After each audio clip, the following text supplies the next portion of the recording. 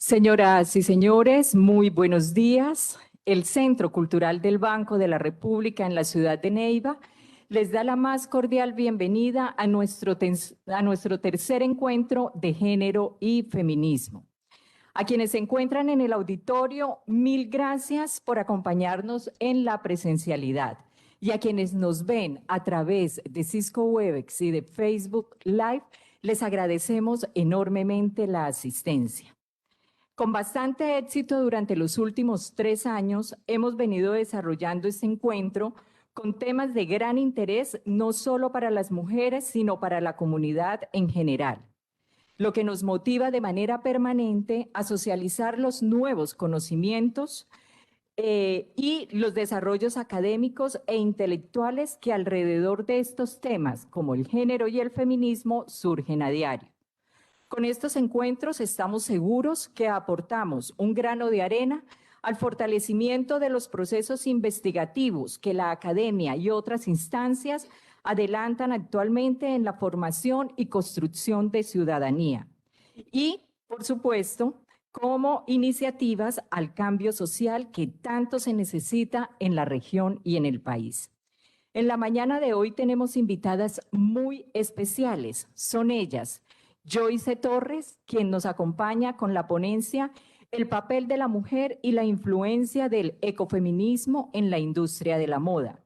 Ella es abogada de la Universidad del Rosario y diseñadora de indumentaria de la Escuela Argentina de Modas. Tiene experiencia como abogada y diseñadora tanto en Argentina como en Colombia. Actualmente trabaja para Cinecolor Colombia, agencia representante de The Walt Disney Company en el negocio de licencias, haciendo dirección estratégica de marcas y desarrollo de producto en el negocio de licencias en la categoría de ropa y accesorios. Se define a sí misma como feminista interseccional y ecofeminista. Hace parte de la creciente feminista y es activista por los derechos reproductivos de las mujeres y personas con capacidad de gestar. Joyce, buenos días. Muy buenos días, muchísimas gracias. Bienvenidos y bienvenidas. Bienvenida.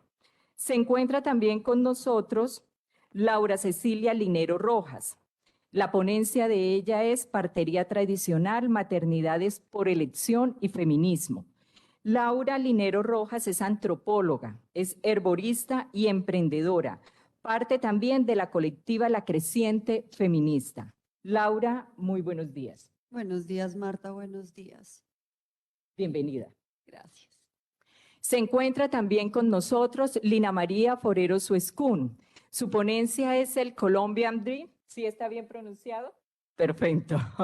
El caso de las mujeres migrantes venezolanas en Colombia. Lina María es antropóloga graduada de la Universidad de los Andes. Realizó un programa en pedagogía en la Universidad Sergio Arboleda.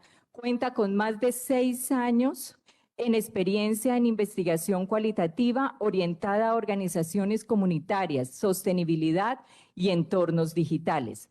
Ha trabajado en consultorías para el gobierno colombiano, fundaciones y organizaciones internacionales. Recientemente ha orientado su trabajo al entendimiento de las relaciones de género y la implementación de enfoques transformadores.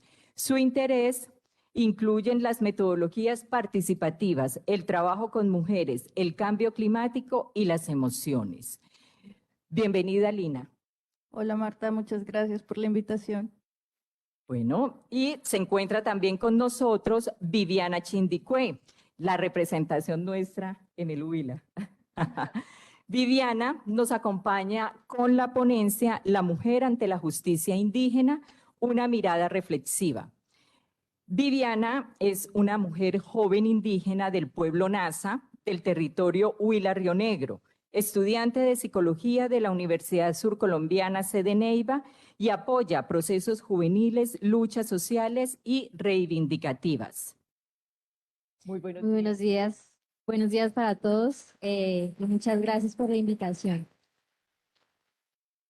Finalmente está con nosotros Laura Barona Vallejo. quien será la moderadora del encuentro. Laura llevará la batuta de este encuentro.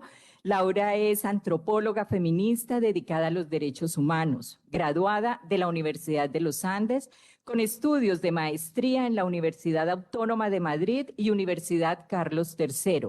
Actualmente labora en el sistema de alertas tempranas de la Defensoría del Pueblo. Señoras y señores, muchísimas gracias. Damos paso entonces y le damos la bienvenida a Laura Cecilia Linero, que nos va a hablar sobre partería tradicional, maternidades por elección y feminismo. Hola, ¿cómo están? Me alegro, muchas gracias por la asistencia, muchas gracias por el espacio, muchas gracias por la escucha. Bueno, hoy les voy a hablar de esto, de la partería tradicional, las maternidades deseadas y los feminismos. Esta charla comienza por un interés completamente personal y no nace o no está hablado desde la experticia o desde el conocimiento profundo. No soy partera, no soy madre, pero definitivamente sí creo que el feminismo es una de las herramientas que tengo para vivir, para experimentar la vida, para atravesar la vida en mi cuerpo y en mi espíritu y en mi alma. Creo que definitivamente el feminismo es supremamente útil para poder digerir el mundo en el que vivimos. Y precisamente porque tenía bastantes preguntas sobre las maternidades, creo que el feminismo era una gran herramienta para poder cuestionar estas concepciones de la maternidad. Justamente me hice esta pregunta: ¿qué puede aportar la perspectiva de género a las concepciones de la maternidad? Y definitivamente una de las cosas que se pueden hacer a través del feminismo es la desnaturalización de las cosas que damos por sentadas. Y sin duda la maternidad es uno de estos conceptos que tiene un montón de mitos y de tabúes encima que el feminismo revisar, reevaluar, repensar, recorporizar de alguna manera. Y sin duda hay que hacerlo también desde las preguntas relacionadas con la salud, con todo lo que tenga que ver con la salud sexual como derecho, ¿no? Esta perspectiva de derechos. Entonces, en ese caso, ¿dónde quedaría la partería dentro de estas preguntas que me estoy haciendo? Bueno, la partería es finalmente la herramienta o la práctica que permite corporizar. Ay, sí, muchas gracias. Y es precisamente lo que nos va a dar una perspectiva no hegemónica de lo que hemos entendido hasta ahora como maternidad. Es también precisamente lo que nos va a permitir ver el feminismo desde otro punto de vista y hacer una triangulación entre estos tres conceptos. Sin duda, esta charla estaba pensada desde antes del 21 de febrero de este año, pero sin duda es un tema que se pone sobre la mesa para hablar de estas cosas. El pasado 21 de febrero en Colombia se legalizó el aborto hasta la semana 24 de embarazo. Esto necesariamente tiene que tener una perspectiva de derechos humanos y en términos de derechos de las mujeres. Y precisamente porque la charla de hoy a lo que nos llama es a las miradas desde las mujeres rurales, desde las mujeres urbanas, desde las mujeres indígenas y afro. Creo que es justamente una mirada no hegemónica que se le puede dar a estos temas y es importante que lo estemos hablando en la agenda pública, porque lo que se viene a nivel de país después de esta legalización es bastante importante que nos lo pensemos. Sin duda, digamos, hacer uso o buscar dentro de estas miradas no hegemónicas, como en el caso de la partería tradicional, nos va a permitir entender los nacimientos, la enfermedad y la muerte de otra manera. Y estas preguntas lo que nos va a permitir es justamente reevaluar lo que hemos venido pensando hasta ahora y hacernos las preguntas difíciles que nos tenemos que hacer. Entonces, si vamos a tomar una perspectiva de derechos sexuales y reproductivos, es importante entender que son derechos humanos. Muchas de nuestras compañeras activistas en los temas de aborto y de derechos sexuales y reproductivos han dejado muy claro en estas discusiones sobre el aborto que independientemente, digamos, de la opinión individual de cada persona, al ser un tema de derechos no está de ninguna manera en tela de juicio. Son derechos y hay que encontrar las maneras y sobre todo las mejores maneras de implementar. Por eso mismo es que la CIDH lo describe de esta manera. Se considera que la mayor parte de los casos de la mala salud sexual y reproductiva de las mujeres son casos de violación a sus derechos humanos a su derecho humano a la igualdad y a la no discriminación. El sexismo o las relaciones de género que resultan en discriminación contra las mujeres juegan un papel muy importante en el desproporcionado número de muertes de mujeres y niñas que sufren de mala salud sexual y reproductiva. Por ende, son las mujeres las personas a quienes más se les violan los derechos reproductivos. Por ello, son las mujeres las más necesitadas de los derechos, que los derechos reproductivos sean entendidos como derechos humanos. Pero y entonces, ¿cómo vemos esto, digamos, a nivel internacional? ¿Cuál sería la mirada que se podría dar a esta triangulación que estamos haciendo? Sin duda, tenemos un montón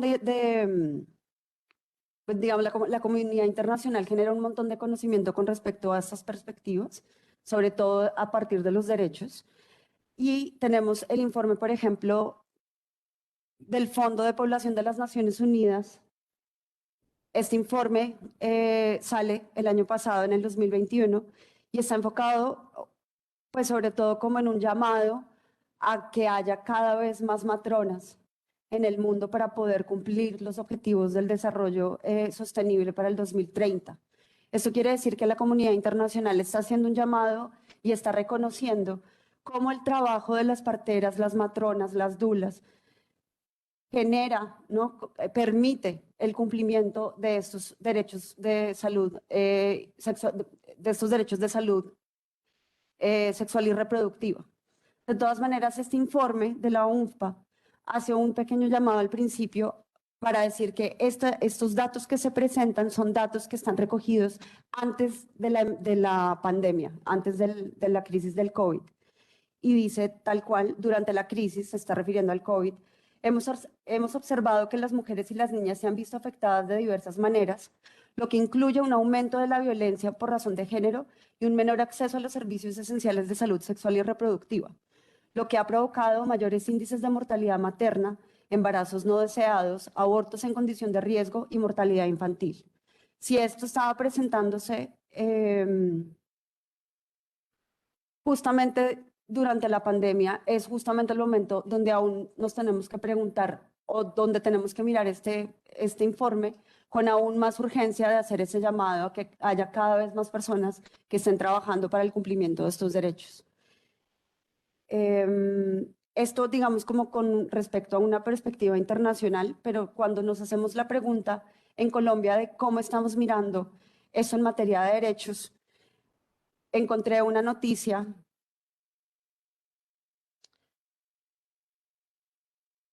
al otro día, o sea, el 22 de febrero, después de la legalización del aborto. Y fue cuando estaban muchos medios de comunicación acá en Colombia hablando de este informe o de estos datos que publica el DANI con respecto a embarazos de niñas menores de edad, sobre todo niñas menores de 14 años. En el segundo trimestre del 2021 hubo un incremento del 19.4% en partos de niñas menores de 14 años en comparación con el 2020, o sea, el año anterior. ¿Qué quiere decir esto? Primero quiere decir que, como lo estaba presentando el informe del Fondo de las Naciones Unidas de Población, definitivamente el COVID tiene un impacto importante en la atención o no atención de estos derechos. Y esto es algo que tenemos que ver justamente en Colombia a la hora de la implementación de lo que está sucediendo. Esto es lo que nos muestra en este momento la situación actual de este tipo de derechos en Colombia.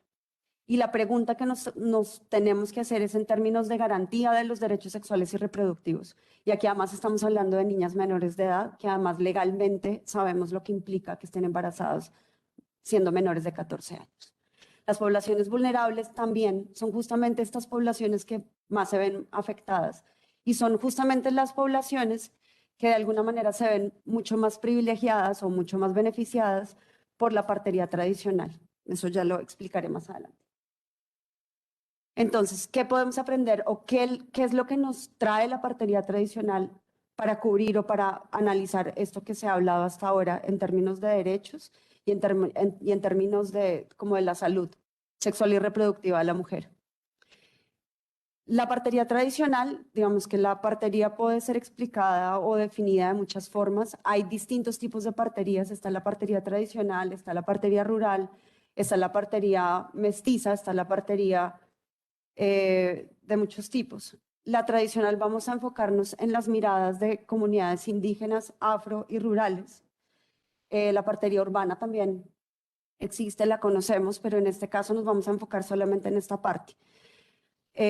Tomo estudios de diferentes antropólogos sobre todo con respecto al Pacífico, a la Asociación de Parteras Autónomas del Pacífico, Asoparupa, y algunos estudios sobre partería rural, o sea, sobre mujeres campesinas. Y lo que quiero hacer ahora es, más allá de obviamente hablar específicamente del tipo de parterías o de las prácticas que se generan en las diferentes zonas del país, sabemos que cada comunidad tiene una aplicación diferente y tienen diferentes tradiciones y legados. Lo que nos interesa en este caso es mirar cómo la partería tradicional puede darnos luces sobre estas preguntas y estas concepciones de cuerpo, de enfermedad, de nacimiento y de maternidad que nos ocupan el día de hoy. Una cosa que hay que tener clara es que no hay una sola forma de hacer partería. Incluso dentro de las mismas comunidades existen diferentes aproximaciones, diferentes medicinas, diferentes formas de entender y de hacer. Es un arte, es una práctica. Y no hay una más válida que la otra. Las concepciones de la maternidad, de la crianza y de la natalidad nos hablan justamente de cómo se está entendiendo la mujer y de cómo se está entendiendo su rol dentro de la sociedad en la que vivimos. Por eso es que la partería tradicional en este momento nos va a dar luces para poder revisar los temas que estamos revisando. Definitivamente es una vocación que involucra a la mujer, pero también involucra la familia de la mujer, la comunidad de la mujer y el territorio de la mujer. Esa es una aproximación que es bastante necesaria hoy en día, porque precisamente si lo comparamos con la medicina hegemónica o con el tipo de atenciones que tenemos, sobre todo en las ciudades, vamos a encontrar una diferencia que nos va a permitir hacernos las preguntas indicadas. Las parteras tradicionales, de todas maneras, también hay que entender que atienden como todo el espectro de lo que es la salud femenina. Entonces entran dentro de la gestación, dentro del parto, el posparto e incluso dentro del ciclo menstrual de las mujeres.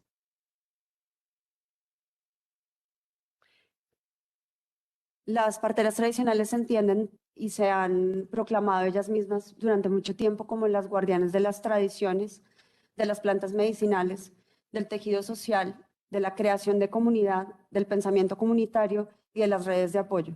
Su trabajo no, como veníamos diciendo, su trabajo no solamente puntualmente sobre el parto, sino que son mujeres que están creando comunidades, que son reconocidas dentro de sus sociedades, que tienen todo el conocimiento ancestral de plantas, de medicina, y que justamente lo que están creando son redes de apoyo, que lo que permite también, incluso dentro de un país como Colombia, es hacer frente a violencias, es hacer frente a las situaciones que estamos viviendo como país. Y definitivamente mantienen la vida y también los legados de sus comunidades. En el caso de Colombia, este tipo de partería tradicional se ha venido de alguna manera fortaleciendo o recibiendo legalmente, por ejemplo, con el Sistema Indígena de Salud Propio Intercultural, que es parte del decreto 1953 del 2014, que plantea un modelo que implementa los sistemas y cuidados de la salud propia intercultural indígena. Entonces, aquí es cuando empezamos a ver que la partería tradicional, tanto en el caso indígena como en el caso afro, son modelos que son bienvenidos y son necesarios porque además tanto el ICBF como otro tipo de instituciones públicas, tomando también como estas perspectivas de la comunidad internacional, reconocen cómo se reducen las muertes tanto de los niños como de los bebés como de las madres.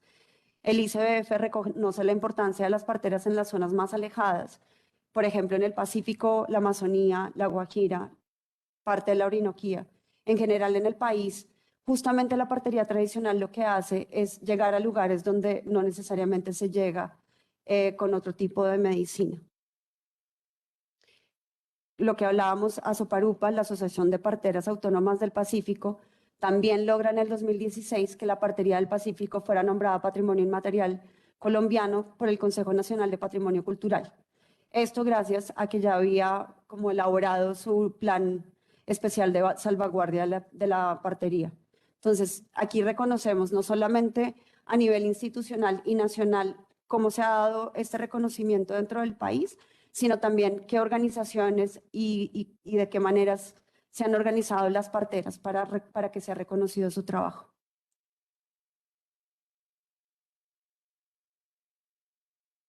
Entonces, ¿qué podemos aprender de la partería tradicional para este enfoque de derechos sexuales y reproductivos y en términos de concepción de maternidades?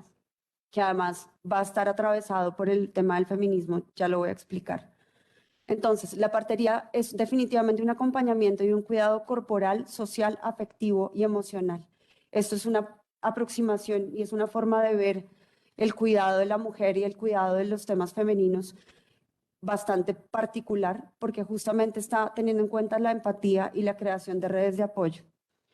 El respeto de cada cuerpo y de los tiempos de cada nacimiento. Esto es otra cosa que la partería tradicional tiene como bandera y no necesariamente lo vemos en otro tipo de atención a partos. La partería tradicional reconoce como la individualidad y la especialidad de cada cuerpo y de cada tiempo. No existe un tiempo igual para cada cuerpo y todos los niños no nacen en los mismos tiempos. El espacio de la emocionalidad y de la autonomía de la mujer, y aquí es donde aparece un tema que es fundamental en la charla de hoy, y es el tema de la autonomía y de la decisión de cada mujer. Finalmente, lo que hace la partería tradicional y todo tipo de partería, tanto en Colombia como en el mundo, es reconocer la importancia de que la mujer decida. Y esto es fundamental a la hora de entender los derechos sexuales y reproductivos. Es aquí donde vemos la fuerza de la decisión de la mujer. ¿Y esto cómo se relaciona, con el feminismo? Entonces, no necesariamente lo hace. Esa triangulación que estamos haciendo en la charla de hoy no es una sumatoria de tres cosas que necesariamente dé igual a feminismo. Y con esto lo que quiero decir es que no todas las parteras se autoproclaman feministas y no tienen por qué hacerlo. Pero hay un tipo de feminismo y hay una aproximación que tiene que ver con esto que nos va a permitir poder como ver el asunto de otra manera. Y definitivamente hay un tema que sí es ineludible y es que cada vez se acercan más el tema de la defensa de los derechos sexuales y reproductivos con el trabajo de parteras y de terapeutas que tengan relación con los partos y con los pospartos y la gestación. Entonces, feminismo o feminismos en plural, dependiendo de cómo lo queramos ver, existen varias corrientes, varias definiciones. Definitivamente lo que no quiero que pase hoy en esta charla es que ni que se exotice la partería y ni que se entienda que tienen que estar necesariamente, tienen que ir de la mano tanto el feminismo como la partería juntos. Hay otro punto que es importante ver en esta parte del feminismo y es que sin duda las mujeres más alejadas como de las ciudades y las poblaciones que están más vulnerables son justamente las mujeres que más afectadas se ven por los problemas de la salud sexual y reproductiva, es decir, muertes o complicaciones en embarazo, etcétera, lo cual necesariamente pone este tema sobre un tema de justicia social. Y ahí es cuando vemos que la partería puede ser también una forma de movimiento social feminista. Y para esto nos sirve tomar como referencia el feminismo comunitario. El feminismo comunitario es un feminismo que proponen diferentes indígenas, tanto latinoamericanas como en el norte global, que lo que proponen es hablar desde ellas y reevaluar muchas de sus cosmovisiones ancestrales. Como por ejemplo podemos hablar de Julieta Paredes, que ella es aymara de Bolivia, o podemos hablar de Lorena Cabal, que es maya de Guatemala. Entonces, a la hora como de darle una perspectiva feminista a este asunto, es importante reconocer que un mismo cuerpo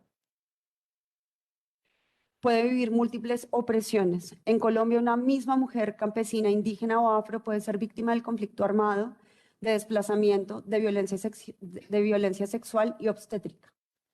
Esto es importante porque estamos viendo justamente las implicaciones que tienen en las poblaciones más vulnerables, pero además también estamos empezando a ver cómo el tema del cuerpo es absolutamente fundamental en términos de, pues, de partos y de partería.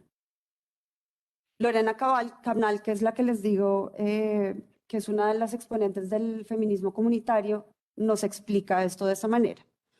Y reconociéndonos en sujetos y sujetas con derechos epistémicos para crear pensamiento propio y con ello ir estableciendo nuevos paradigmas que nos permitan trascender las opresiones y envolver a las otras y los otros en esta responsabilidad de transformación profunda que es corresponsabilidad de todas y todos para promover la justicia, la equidad, paz y la vida en plenitud. Cabnal también nos explica, ya hablando del territorio cuerpo-tierra, que es justamente lo que veíamos hablando de partería tradicional, cómo necesariamente el territorio es fundamental en la práctica de la partería porque son mujeres que están ubicadas en un sitio específico y generan con las plantas con las que trabajan, con el lugar, cómo se relacionan con su comunidad. Y esto hace parte, digamos, de un trabajo político que recuperan esas feministas comunitarias. Cabnal dice, el territorio cuerpo-tierra, ese concepto, es un planteamiento que nos invita a recuperar el cuerpo para promover la vida en dignidad desde un lugar en concreto, a reconocer su resistencia histórica y su dimensionalidad de potencia transgresora, transformadora y creadora. Es entonces cuando vemos que la partería no solo involucra el parto y entender así la salud sexual y reproductiva de las mujeres, muestra la necesidad de avanzar en materia de derechos y de cuidados. El tema de los cuidados claramente es fundamental y atraviesa profundamente todo el tema de la partería, que además es un concepto que el feminismo ha venido estudiando desde hace ya varios años. Y definitivamente lo que nos permite esta triangulación es ver o evidencia cómo prioriza a la mujer y a sus decisiones para que sean informadas y conscientes. Y esto es clave a la hora de la implementación de los derechos sexuales y reproductivos. Informadas y conscientes, y son decisiones de las mujeres. Jenny Muñoz es una aprendiz de partera del Pacífico. Ella es mestiza, así se reconoce ella misma, y nos explica, digamos que explica esta situación de la siguiente manera. Reconocemos que existe una estrecha relación entre los procesos de despojo, el conflicto armado, la pobreza y la falta de oportunidades. Por tanto, el buen vivir es un planteamiento que invita a recuperar el cuerpo para promover la dignidad desde un lugar concreto, reconocer su resistencia histórica y su dimensionalidad de potencia transgresora, transformadora y creadora. Implica cuestionar y provocar el desmantelamiento de la violencia y las prácticas opresoras que impiden decidir sobre los cuerpos femeninos a favor de su libertad con el fin de crear condiciones dignas y respetuosas de la vida. En todos estos asuntos, como en el de las reivindicaciones y movimientos sociales en torno del género, la sexualidad, la raza, la etnia, la edad, la discapacidad, está presente y en juego el carácter político del cuerpo, las disposiciones que encarna y cómo se emplea en las luchas simbólicas de las sociedades y los movimientos sociales actuales. Hay pues aquí una experiencia individual y social en los intereses de investigadores y teóricos sociales. Podemos entonces ver con toda esta triangulación cómo la manera en la que entendemos la enfermedad, el nacimiento, la maternidad, la muerte y la salud marca una pauta fundamental en el control y en la autonomía, en el control o en la autonomía de las prácticas de cuidado y de salud como en el parto y en el posparto. Una de las cosas que me gustaría de verdad invitar hoy y que es con el mensaje con el que quiero cerrar hoy, y es que ojalá podamos abrirnos a formas más respetuosas, sensibles y lentas de hacer las cosas y que podamos ver la importancia e implicaciones de las maternidades deseadas. Esto es otra forma más de encontrar la paz en nuestro país. Incluso es una de las aproximaciones que se ha hecho dentro de las propuestas rurales en términos del conflicto armado. Justamente busca desactivar las violencias y las opresiones sobre los cuerpos y las poblaciones, y sin duda es una manera de tejer comunidad. La partería tradicional nos deja como poder ver estas formas de otra, ¿no? Como poder entender todas estas concepciones de otra manera y poder posicionar a la mujer como sujeta de derechos y sujeta epistémica.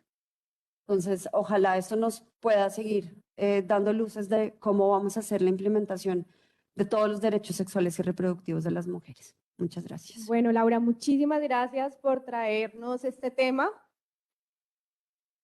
y compartirnos estos conceptos tan importantes y relevantes. Antes de dar paso a Lina, que nos va a presentar y nos va a dar elementos para poder entender la discriminación que vive la población venezolana migrante, quisiera recoger unas ideas que trabaja Laura Linero en su presentación sobre la partería tradicional, y es que los derechos humanos no son hegemónicos.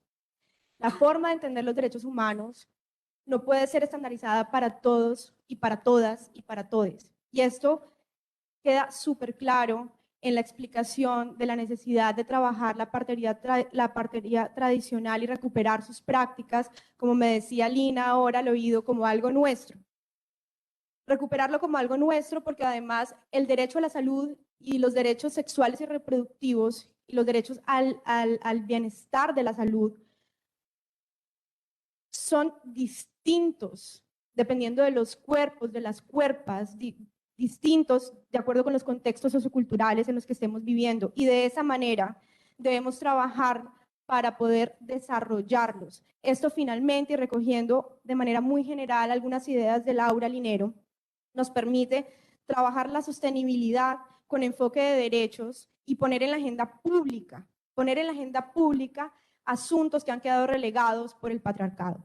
Démosle, por favor, el paso a Lina María Forero, quien nos abrirá al debate sobre las cadenas de discriminación y desigualdad en la que se encuentra la población migrante. Pues primero, muchísimas gracias, Marta, por traernos, por invitarnos, por seguir creyendo en que estos espacios son súper importantes, no solo para construir conocimiento entre nosotras, sino también para reconocer la experiencia de ser mujer y de ser disidentes también del género y de ir en contra de muchas reglas. Creo que también es un reconocimiento importante que tenemos que hacer como sociedad y que tenemos que trabajar entre todas y todos y todes. Bueno, yo hoy quiero, digamos, este ha sido un ejercicio en el que llevamos 3 años trabajando con el banco, con la sede Neiva. Las conferencias están disponibles también en las redes sociales. También es súper importante, como tanto para ustedes como para nosotras, pensar que el conocimiento es como inagotable. O sea, hemos como explorado muchas temáticas, muchas experiencias distintas, y eso ha sido como muy fructífero en la relación que hemos tenido en estas conferencias. En los últimos 2 años yo he trabajado temas de migración.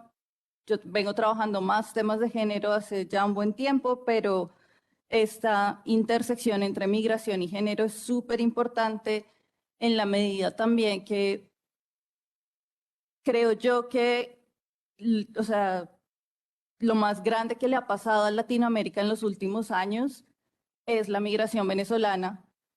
Creo que nos ha costado mucho como sociedad. Nos ha mostrado también una cara xenofóbica, una cara de rechazo a lo que no es como yo soy,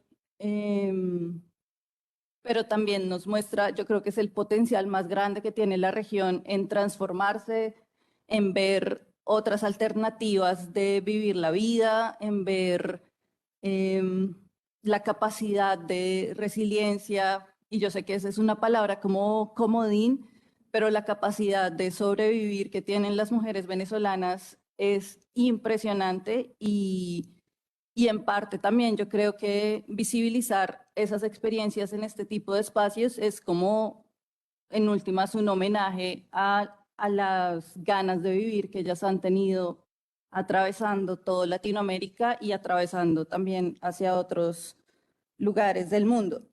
Yo hablo un poquito del Colombian Dream porque esta idea del American Dream que se tenía en los 80s o 90s y que se sigue teniendo en el país de ir a Estados Unidos, de encontrar la forma de ser exitosos o de ser, sí, que ser exitosos en la vida, creo que es una opción que trabajan, que tienen en la cabeza las mujeres migrantes cuando piensan venir a Colombia, pues cuando piensan venir a Colombia no tanto, sino cuando se ven forzadas también a migrar de su país. Vamos a hacer un repaso chiquitico por lo que vamos a hablar para que como que lo tengamos en cuenta. Esa promesa inicial de la migración para mí es como súper importante, como toda esta idea de migrar como una idea de bienestar o una idea de mi vida va a mejorar cuando yo llegue a Estados Unidos o cuando yo llegue, en el caso de las mujeres migrantes, cuando llegue a Colombia, cuando logre salir de Venezuela y eventualmente cuando pueda restablecer un poco mi vida. A mí me parece súper importante que volvamos sobre una definición sobre qué son los estereotipos y por qué tienen que ver con prácticas de xenofobia y prácticas de racismo. Y la idea es que trabajemos 3 ideas que tenemos comunes en la sociedad, y yo ahí pido disculpas también como por el lenguaje que voy a manejar, pero pues es como nos hemos estado refiriendo a esta población. Y que veamos si esas ideas comunes tienen o no que ver con aspectos reales o no. Y ya van a ver por qué les comento esto. Posteriormente quiero que miremos un poquito de cifras reales frente de las migrantes venezolanas, la situación que están enfrentando en distintos aspectos de su vida. Y al final quiero que hablemos un poquito del potencial que tiene la migración, no solo para ellas, sino también para nosotras como comunidades receptoras.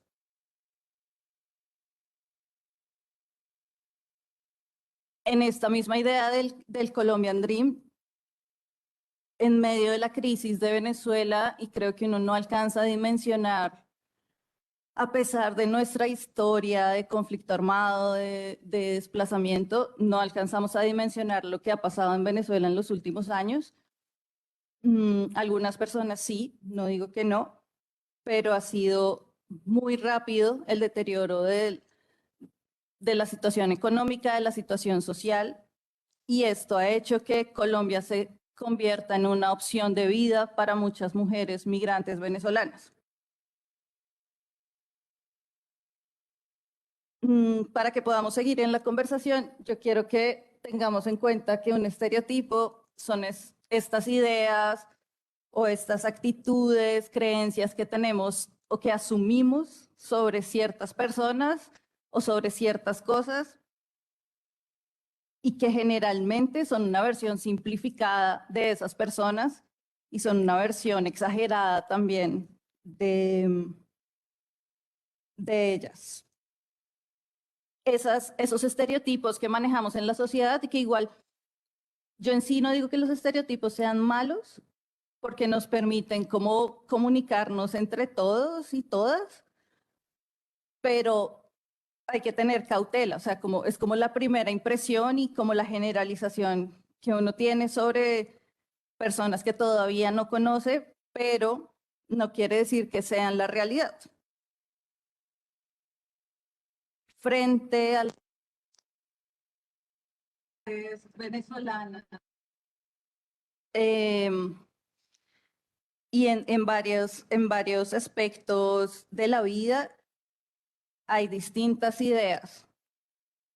La primera es que supuestamente todas las mujeres venezolanas son calientes o están siempre dispuestas a tener sexo o todo el tiempo están buscando tener sexo con alguien más y están dispuestas física y emocionalmente.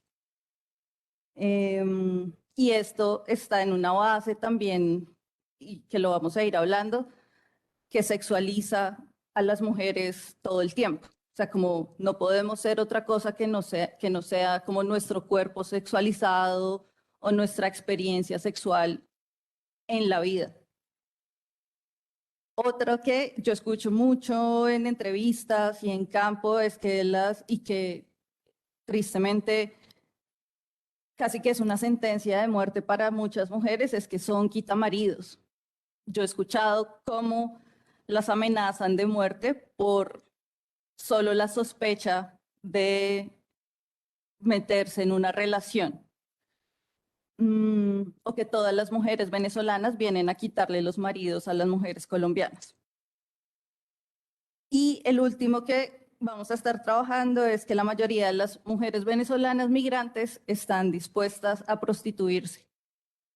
Y creo que ese es o sea, los tres son súper nocivos, súper dañinos para ellas y también para nosotras, y, o sea, como tanto para las personas que llegan como las personas que están recibiendo a estas poblaciones.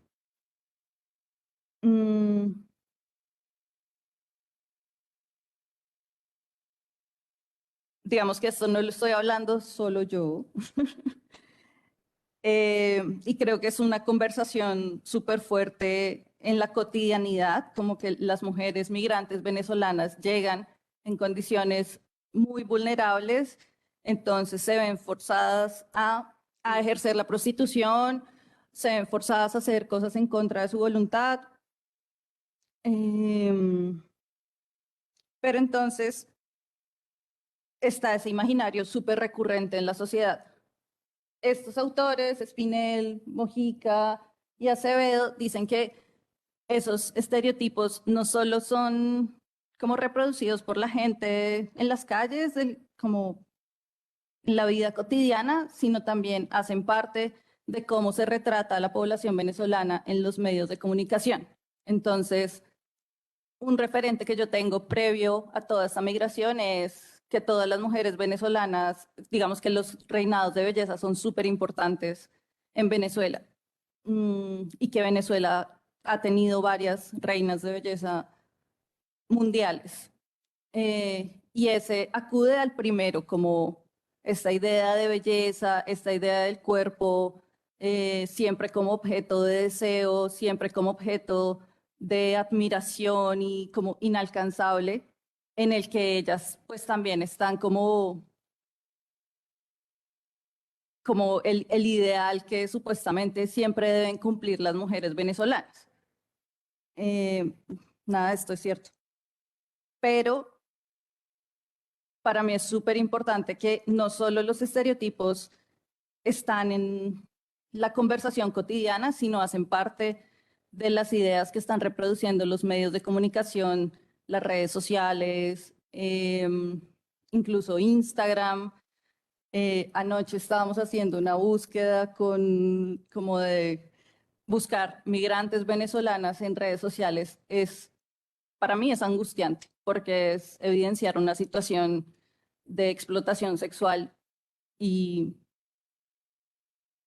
pura y dura enfrente de uno y que no hay como mecanismos para poder frenar como tanta explotación sexual. Pero esas tres ideas, que esos estereotipos, uno alude a la hipersexualización frente a las mujeres venezolanas migrantes. Todas, o sea, es angustiante como todas te dicen que en algún momento alguien les ha ofrecido algo a cambio por un favor sexual o por un acto sexual.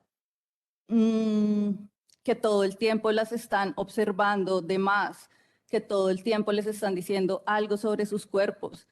Digamos, personas que te dicen, o mujeres migrantes que te dicen, yo tengo miedo de salir a la calle, de ver lo que me van a decir.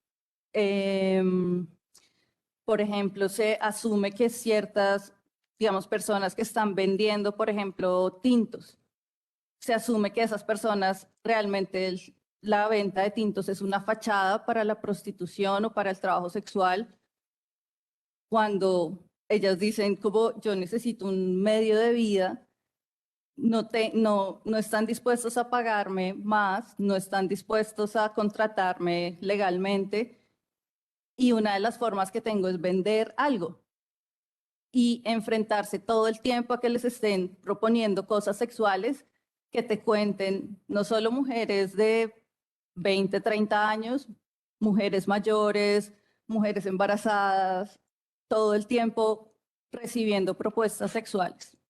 Entonces es esta hipersexualización. Otro aspecto que también atraviesan estos estereotipos es objetificarlas, como que la mujer solo es su cuerpo y lo que puede hacer con su cuerpo. Y pues en el feminismo hay muchas discusiones al respecto y pues no es así. O sea, las mujeres somos más cosas que nuestro cuerpo o que nuestra capacidad reproductiva. Y el último es esta idea de la normalización de la violencia, como en sí la explotación sexual o el trabajo sexual o la prostitución, porque hay distintas corrientes del feminismo hablando sobre el tema. Gracias. Confluyen en que la experiencia de vender, digamos, de transar tu cuerpo por obtener algo que en el caso de las mujeres migrantes se llega a llamar sexo por supervivencia. Hay otras personas que no están de acuerdo con ese concepto. Es atravesado por una experiencia violenta. Y no hay cómo desviar esa situación. O sea, siempre está en medio la violencia. Un poquito el tema real es, hay 1.8 millones de personas venezolanas, por lo menos, en Colombia. Realmente ese número es muchísimo más grande porque, por ejemplo, 5 millones de personas tienen tarjeta de movilidad fronteriza, que pueden estar en los dos países, pasando de un lado a otro y porque estudian acá, trabajan allá y ese tipo de cosas. De ese 1.8, por lo menos la mitad son mujeres, por lo menos el 70% son menores de 30 años y ese 1.8 representa el 3% de la población que está en el país, en Colombia. Y aunque solo es el 3%, son el 4% de los casos de violencia de género, tanto para mujeres como para hombres, porque la violencia de género también se da hacia los hombres y hacia las disidencias de género, y ese es como también un trabajo mucho más grande a explorar. Pero el punto ahí es que es mucho mayor la violencia que se ejerce contra las mujeres migrantes venezolanas por esto que hemos hablado de los estereotipos, por lo que se sexualiza o se objetifica a las mujeres. La situación que enfrentan ellas es que 9 de cada 10 viven en arriendo. Y de pronto para uno es una situación normal, porque nosotros toda la vida hemos vivido o en arriendo o algunos, muy pocos en casa propia o la generación que está arriba. Pero ellas venían de no pagar ningún tipo de arriendo en Venezuela y ese es un costo que no reconocían y que ahora tienen que asumir. Por lo menos 5 de cada 10 viven en condiciones de hacinamiento y eso es un hacinamiento que yo tengo que compartir la cama en que estoy durmiendo con mi hermana y con el esposo de mi hermana. en situaciones de abuso, en situaciones de maltrato, en situaciones de negligencia, y son situaciones que día a día han sido normalizadas e invisibilizadas porque nos preocupa mucho más pensar si nos van a quitar el marido y yo creo que la experiencia va mucho más allá de esos estereotipos. 9 de cada 10 no cotiza a pensión y el futuro que esas mujeres, el futuro no existe, lo que existe es como el día a día y la capacidad de sobrevivir al día siguiente. 7 de cada 10 trabaja en negocios informales y pues Colombia también muchísimas mujeres lo hacen. Y 7 de cada 10 de las personas que son víctimas de trata, 7 de cada 10 son mujeres. La víctima de trata, la trata de personas es un tema súper invisibilizado en Colombia. Es un tema a trabajar muy, muy grande, pero lo que se sabe es que las mujeres que son víctimas de trata se las llevan para explotación sexual, mientras los hombres se los llevan para trabajos forzados.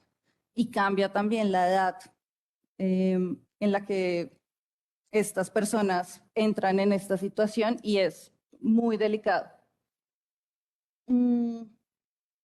Entonces, en general, no es no es este Colombian Dream de hermosa situación que voy a sobrevivir y voy a encontrar un mejor futuro. La verdad es que se enfrentan a situaciones de vulneración de derechos humanos que uno no se imagina. Y que, o sea, como yo llevo haciendo una investigación 3 meses que sé que sale este año, que es para ACNUR, y la lista no termina nunca. O sea, y uno cree que uno está haciendo como un inventario de violencias y todas las mujeres te están contando una experiencia completamente distinta, todas las experiencias son válidas y es un trabajo muy necesario y muy necesario asumirlo desde el feminismo. Y para ir cerrando, yo creo que el potencial de la migración es esta capacidad impresionante que ellas nos muestran de tener una buena actitud, no sé cómo hacen, frente a la vida, frente a sobrevivir, frente a salir adelante. Ellas me decían como las mujeres, los venezolanos no somos nada sin el sentido del humor, porque a mí me causaba mucha angustia que se burlaban de cosas muy complicadas, como es que me sacó un cuchillo y se reían todas y yo, esto no está, pero después también me decían, la risa también es un mecanismo para asimilar la realidad, por dura que sea. Y también entender eso de las distintas comunidades, yo creo que es súper importante. Las mismas redes de apoyo que ellas están creando para soportar, para recibir, acoger nuevos migrantes, es impresionante lo que esas mujeres hacen por ellas mismas, por sus hijos, por sus vecinos. Y creo que para cerrar un poquito es súper importante pensar hacia el futuro qué podemos hacer para gestionar muchísimo mejor la migración. En Colombia no hay una política que regule la migración de ningún tipo. Por ejemplo, con el tema de trata de personas, ni siquiera se contemplaba en la ley que personas extranjeras fueran víctimas de trata de personas. Y hasta ahora se están teniendo ciertos avances en ese aspecto. Si no está en la ley, es súper complicado demostrar que hay una vulneración de derechos, demostrar que hay que seguir un proceso penal frente a este tipo de situaciones. Pero ahí me parece súper importante una propuesta que hace el Observatorio de Asuntos de Género del Norte de Santander y es una política feminista política migratoria feminista. Uno de los aspectos, por ejemplo, es la desmilitarización de los puntos de control, son de paso entre los países, son puntos que deberían ser meramente administrativos. Toda esta violencia que ejercen las fuerzas militares en estos puestos está documentado, está en las alertas tempranas de la Defensoría, está en muchos lados, que no es chévere. No es chévere para las mujeres que les condicionen el paso de un país a otro a cambio de un favor sexual. Pasa, es secreto público, o las devuelven, o lo que sea, o les cobran de más, o sea, de más por algo que realmente no debería tener ningún costo pasar de un país a otro. Migrar hace parte de la experiencia humana como cualquier otra cosa. Y como punto final, creo que es una invitación muy grande desde el feminismo que estamos dispuestas a hacer con ellas, para recibirlas, para acogerlas, porque vinieron para estar acá. O sea, y no se van a ir. Entonces, no es como un problema que tiene que resolver la entidad pública o ese tipo de cosas, sino cómo hacemos para colaborarnos entre todos y encontrar una forma de vivir juntas. Bueno, Lina, muchísimas gracias por tu presentación. Lina nos trae a la mesa de debate desde una experiencia práctica de trabajo de campo, de una experiencia que lleva años trabajando, analizando y que hoy resume con un esfuerzo monumental en 20 minutos, hoy depura en 20 minutos un escenario de vulneración de derechos crucial para la realidad actual de nuestro país. Creo que Lina nos arroja unos elementos que ojalá nos motiven la reflexión individual y colectiva una vez terminemos este espacio, porque si ustedes recuerdan las cifras que ella proyectó, hay una cifra supremamente escandalosa y es que el 10%, si la matemática no me falló en ese momento, el 10% de las mujeres venezolanas ha sido víctima de violencia sexual, aproximadamente el 10%. El 70% de las mujeres venezolanas que hoy están en nuestro país en situaciones tremendas, en situaciones que las vuelven absolutamente vulnerables en un escenario de conflicto armado que cada vez se recrudece más en nuestro país, es menor de 30 años, Lina, es menor de 30 años. Es decir, es casi la población que hoy nos reúne en este espacio. Este tema que nos trae, que nos pone en conocimiento hoy Lina, nos mueve, nos debería mover por dentro todas nuestras fibras como seres humanos, porque estamos hablando de la integridad de personas como nosotras, de personas que están siendo vulneradas a partir de estereotipos, y recordemos que los estereotipos se vinculan con la estigmatización, y la estigmatización trae de forma inherente cadenas que justifican las violencias, cadenas que deshumanizan a las otras personas y que nos llevan a impunidades sociales y jurídicas cuando son sometidas a vulneraciones de sus derechos, o sea, cuando son sometidas a violencias.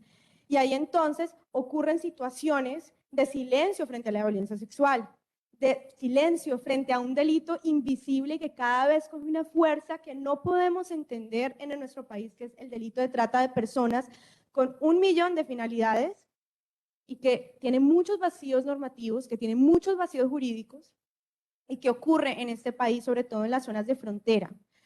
Así que le agradecemos a Lina, personalmente te agradezco porque este tema requiere de muchos elementos conceptuales, y gracias por compartirnos tu experiencia práctica y llevarla al debate académico. Le damos paso a nuestra compañera Viviana, que viene de el resguardo y sí, que viene del resguardo, no recuerdo el nombre de tu resguardo, y nos va a compartir su experiencia y trabajo sobre la mujer indígena y la justicia. Muy buenos días para todos y todas. Bueno, primeramente pues agradecerles a todos ustedes por la asistencia.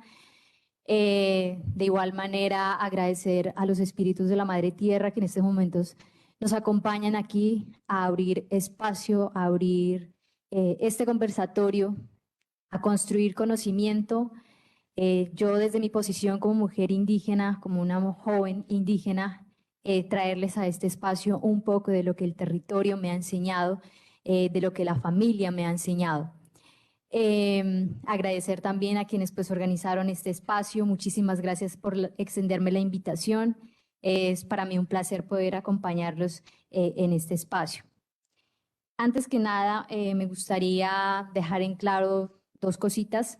La primera, pues, tiene que ver con que este tema que les traigo acá nace a raíz de un trabajo de campo que yo realicé el año 2020 en mi territorio, en la cual pues tuve la fortuna de acompañar el proceso del ejercicio de gobernabilidad del Cabildo. El Cabildo pues es conocido dentro de los territorios como la máxima autoridad.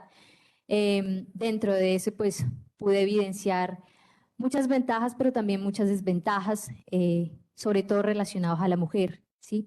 Entonces, comentarles pues también de que no es objetivo como tal de mi ponencia atacar a la justicia indígena, ni mucho menos, ni más faltaba, sino más bien generar, como lo dice el título, una serie de reflexiones que nos permitan precisamente, yo desde mi posición como mujer indígena, una autorreflexión, y ustedes desde la población general y también a las comunidades, que hagan precisamente la reflexión de pensarnos si realmente ese es el tipo de justicia que nosotros queremos y si queremos seguirla manteniendo. Bueno, una vez pues aclarado esto, pasamos pues ya como en materia. Mi ponencia se titula La mujer indígena ante la justicia indígena, una mirada reflexiva. Bueno, primeramente pues vamos a empezar a hablar un poco sobre qué es la mujer desde la cosmovisión indígena. La mayoría de las comunidades indígenas, me atrevería a decir que a nivel nacional e internacional, relacionan a la mujer directamente con la tierra. La tierra vista pues también como ese espacio geográfico, material en la cual se puede sembrar, se puede vivir y se puede convivir, pero también como ese espacio intangible en la cual se pueden tejer procesos sociales, procesos de lucha y de resistencia. Entonces la mujer vista como mujer dadora de vida, como mujer protectora también de vida. Sin embargo, pues si uno revisa un poco más la historia, se da cuenta de que la mujer también ha estado de frente en cuanto a la defensa de los territorios, en la reivindicación precisamente de los derechos colectivos. Entonces, pues casos así puntuales, tenemos a la cacica la cacica Gaitana, que fue una mujer que luchó en pleno siglo, en pleno espacio de momento de colonización, ¿sí? En el año entre 1539 y 1540, precisamente acá en el Huila. Tenemos también el manifiesto de las 14.000 mujeres lamistas, cuyo documento pues recoge de cierta manera la voz de las mujeres del departamento del Cauca, del departamento del Huila y del departamento del Tolima, el cual pues menciona de cierta manera la opresión que vivían las mujeres en términos económicos, en términos sociales y en términos políticos.